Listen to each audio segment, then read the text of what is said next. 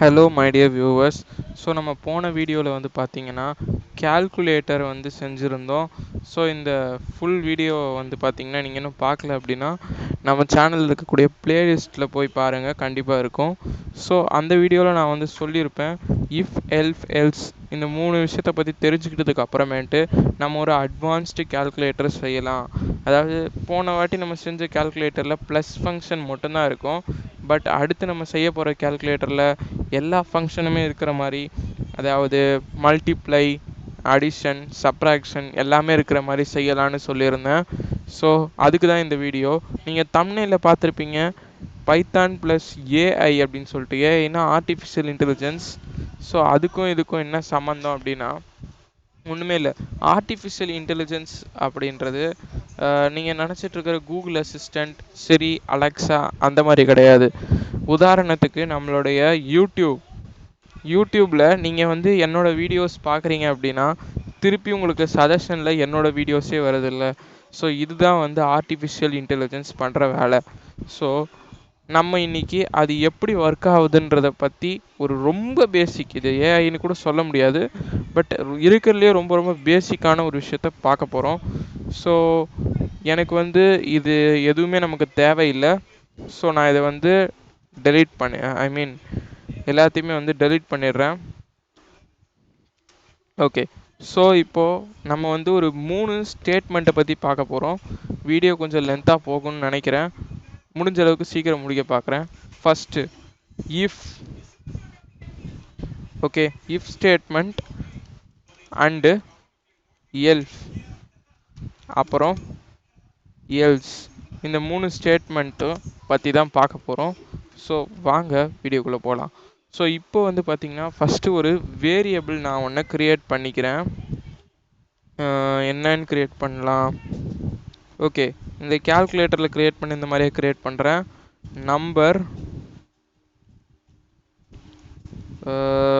Number வேண்டாம், வேறு எப்படி சொல்லலாம்? ஓகே, நேம் அப்படின்னு ஒரு வேரியபிள் க்ரியேட் பண்ணிக்கிறேன். இந்த வேரியபிளுக்குள்ளே இன்புட் அப்படின்னு போட்டுக்கிறேன்.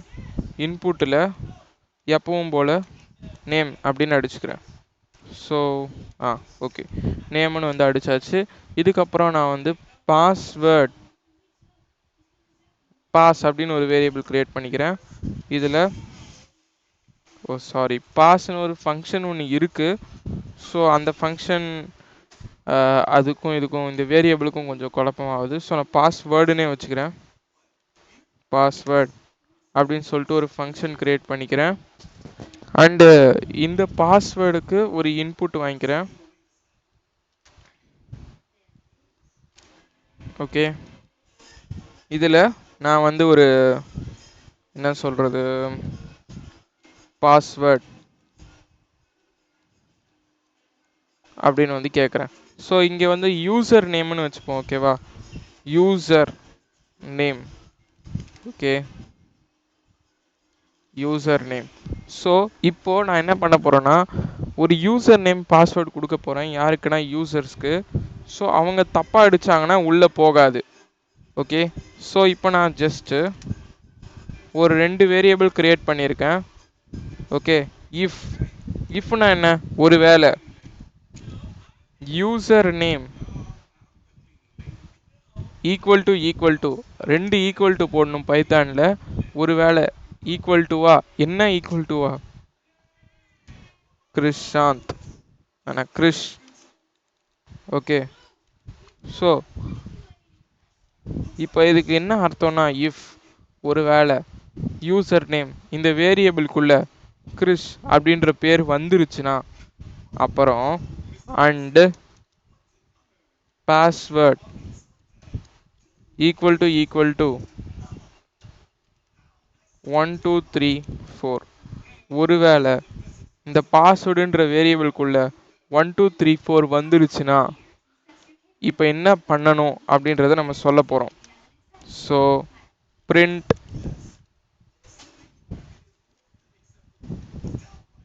சூப்பர். ஓகே, ஆனால் சூப்பர்ன்றது வேண்டாம், நான் உங்களுக்கு போடுறேன். கரெக்ட் அப்படின்னு வந்து டைப் பண்ணு. ஒருவேளை எல்ஃப். இது இஃப் ஒருவேளை இருந்ததுன்னா, அப்படி இல்லைன்னா, இது இருந்து இது இல்லை அப்படின்னா எல்ஸ்.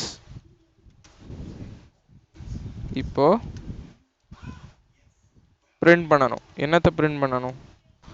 ராங் அப்படின்ற மாதிரி பிரிண்ட் பண்ணணும். G wrong.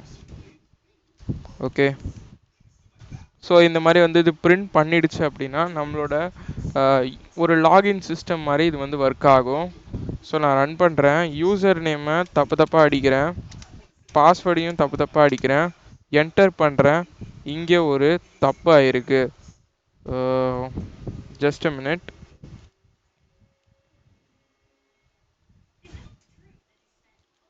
ஸோ சாரி, நான் இங்கே ஒரு தப்பு பண்ணிட்டேன்.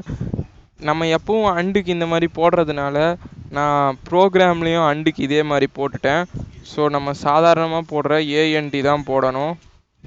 ஓகே, இப்போ ரன் பண்ணுவோம். சாரி, நம்ம யூசர் நேமில் என்னென்னமோ அடிக்கிறேன், பாஸ்வேர்ட்லேயும் என்னென்னமோ அடிக்கிறேன். ஸோ இப்போ வந்து சாரி, பாஸ்வேர்டு பிரிண்ட்டுக்கு பதிலாக பாஸ்வேர்டுன்னு போட்டேன். சஜஷனில் காட்டுறதுனால அப்படி போட்டாச்சு. ஓகே, இப்போது தப்பாக அடிச்சிட்டேன். எஸ், ராங்குன்னு பிரிண்ட் ஆகிடுச்சு. இப்போ நம்ம கரெக்டாக அடித்து பார்ப்போம். கிரிஷ் பாஸ்வேர்டு 1 2 3 4. ஓகே, கரெக்டுன்னு பிரிண்ட் ஆகிடுச்சு. ஸோ இதுதான் நம்ம வந்து யூஸ் பண்ணக்கூடிய ஸ்டேட்மெண்ட். ஸோ இப்போ நான் வந்து ஒரு 2 பேர், நான் கிறிஷு, இப்போ உங்களுக்கு சப்ஸ்கிரைபர்ஸ்க்கு உங்களுக்கு கொடுக்கணும் அப்படின்னா நான் இன்னொரு பாஸ்வேர்டை க்ரியேட் பண்ணோம், அதுதான் எல்ஃப். இந்த மாதிரி எத்தனை எல்ஃப் ஸ்டேட்மெண்ட்டை வேணால் நீங்கள் க்ரியேட் பண்ணிக்கலாம். நான் இதை அப்படியே காப்பி பேஸ்ட் பண்ணிக்கிறேன். ஓகே, ஸோ இப்போ இந்த கிறிஷுக்கு பதிலாக நான் போடுறது சப்ஸ்கிரைபர்ஸ்.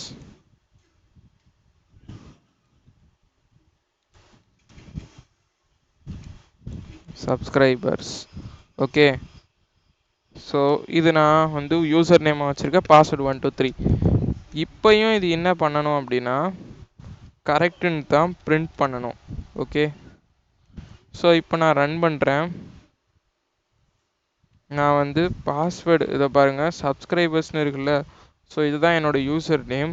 ஸோ அதை நான் வந்து இங்கே டைப் பண்ணிக்கிறேன்.